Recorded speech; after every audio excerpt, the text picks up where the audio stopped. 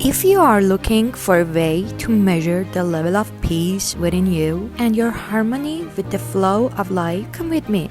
Here in the Jameh Mosque of Isfahan, the bricks are not just materials, they are mirrors. A mirror that reflects you back to your soul.